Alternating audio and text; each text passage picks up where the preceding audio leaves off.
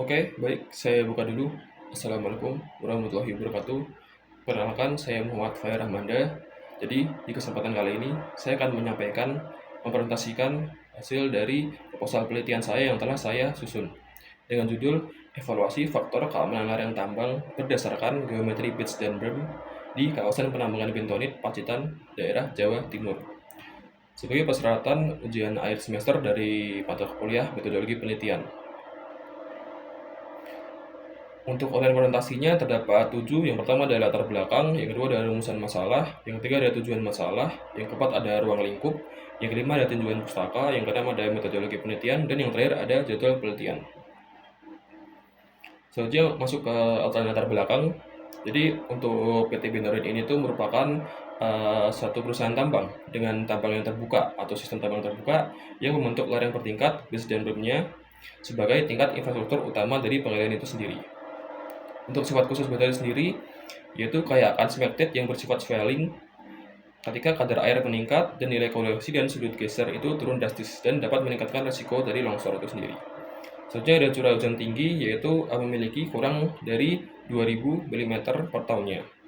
Untuk kepatuhan regulasi sendiri, yaitu menggunakan Permen SDM nomor 1827 tahun 2018.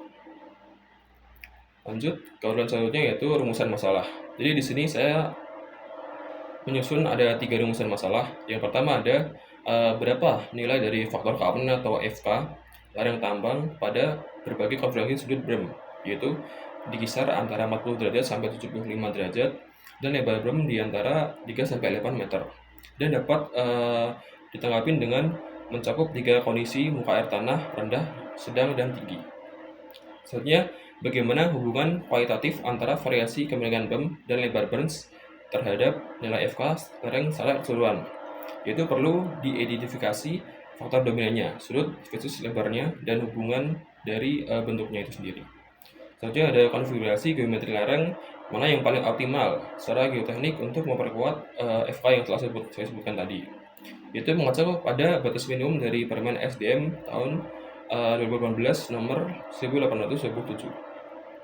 Nah, tujuan dan penelitian manfaat ya. Manfaat juga, yang pertama ada tujuan penelitian, ada 3 juga, yaitu menentukan nilai FK lereng tambang pada berbagai konfigurasi geometri base dan berm. Yang kedua ada mengidentifikasi hubungan kualitatif antara variasi kemiringan base dan berm berdasarkan nilai FK tadi ya, yang juga bisa dilakukan dengan grafik korelasi dan sensitivitas. Selanjutnya ada merumuskan rekomendasi geometri lereng optimal dengan memenuhi batas FK minimum dari regulasi pertambangan yang sudah ditetapkan di Indonesia.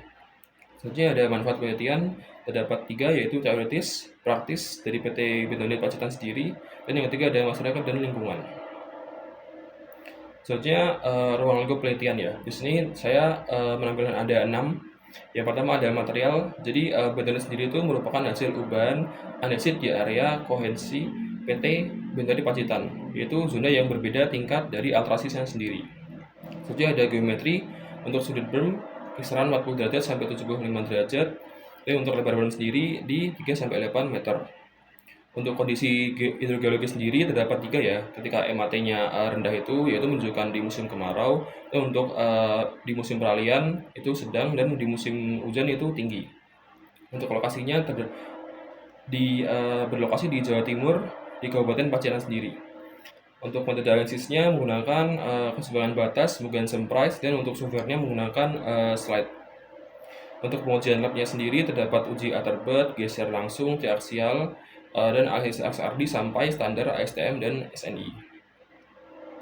Next ke selanjutnya yaitu tinjauan pustaka. Jadi untuk tinjauan pustaka saya mengambil beberapa dari beberapa hal ya, atau beberapa bentuk. Ini 3, yaitu yang pertama ada geologi regional dari Pacitan itu sendiri yang berlokasi di zona selatan ya dari pegunungan Jawa Timur. Untuk karakteristik Bintorit sendiri itu memiliki beberapa karakteristik ya, seperti fasilitas yang sangat tinggi dan swelling akibat struktur yang berlapis dari cemented itu sendiri. Dan yang ketiga ada kestabilan lereng tambang, yaitu menggunakan metode dari Bishop, Janbook, dan Mugensen Price ya, dengan FK minimum tadi yang sudah saya sebutkan tadi. Dan untuk result gap-nya itu belum ada penelitian yang memvariasikan base dan berm secara simultan pada bentonit Pacitan dengan 3 skenario hidrogeologi. Maksudnya ada metodologi penelitian, itu untuk variabel penilaian sendiri saya betul-betul ada 3. Yang pertama ada bebas, terikat, dan kontrol. Dan untuk total dari penelitian sendiri ada 144 skenario yang terdiri dari 8 sudut, 6 berm, lebar berm, dan 3 MAT. Selanjutnya ada pralapangan sendiri, yaitu ada bulan pertama, untuk lapangan di bulan kedua, untuk laboratorium di bulan 3-4, dan untuk pemodelan statis di bulan 5-6. Selanjutnya di jadwal penelitian sendiri, yaitu pada studi literatur dan analisis citra pada bulan pertama dan bulan kedua. Untuk perizinan itu juga barang juga di bulan yang kedua sama. Dan untuk survei lapangan dan pengambilan sampelnya di lapangan itu di bulan kedua dan ketiga. Untuk uji atribut dan geser langsung itu di bulan ketiga dan keempat. Untuk uji triaksial dan analisis XRD sendiri di bulan keempat juga. Dan untuk permodelan numerik atau slide dengan aplikasi slide itu di bulan 5-6. Dan untuk analisis dan pemeriksaan dan seminar atau penyusunan dari aku sendiri di bulan ke-6 atau bulan terakhir.